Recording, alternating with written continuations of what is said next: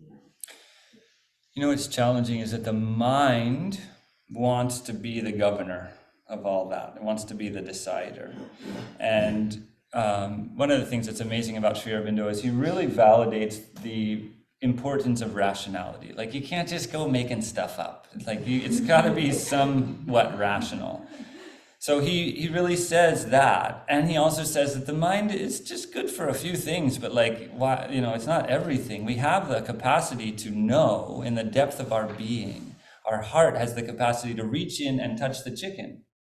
We have the capacity to know that there's a growing being inside of us that is not disconnected from the rest of the universe, that is a being of love and harmony, that seeks good in others. We have this kind of original sin idea in the West that we are fallen, we are inherently bad, and we have to make a choice and then we'll be good.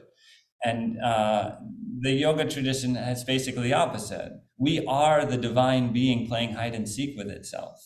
That's what we are, that's what all of life is. And that being is in there right now. Not like one day, not like, Tuesday at 4:00, like right now, that divine being is incubating inside of you and growing into itself inside of you. That light is there and we can touch it. It's palpable, it's sensible inside of ourselves. So the mind wants to know and understand everything. The mind can't really have a whole, because the mind knows by abstraction, it knows by outside, it knows by measuring, it knows by cutting things apart. It can't talk about two things at once. It can't think about two things at once.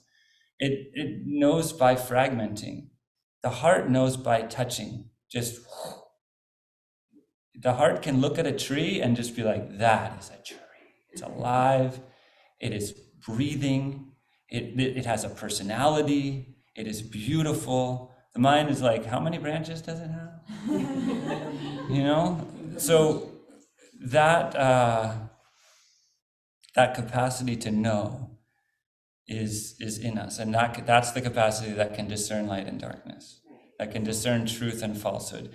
And this is the big mess we're in collectively, because falsehood is masquerading as truth all over the place right now, all in unimaginable ways. If you were 10 years ago would have thought that we would be in a situation like this where you don't know, like nothing is true. What's truth?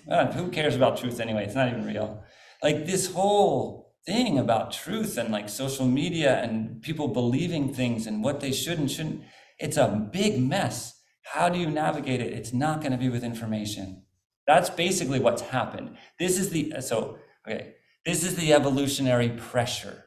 The evolutionary pressure says, I'm taking away all of the capacity to know truth by information. Done. You can't know by information anymore. Now what are you going to do? Now how are you going to know if something's true? That's a pressure that is on us. And under pressure, what do? You just figure it out. Eventually, we are going to be forced to develop the capacity to know whether something is true without having information about it, without knowing how many branches it has.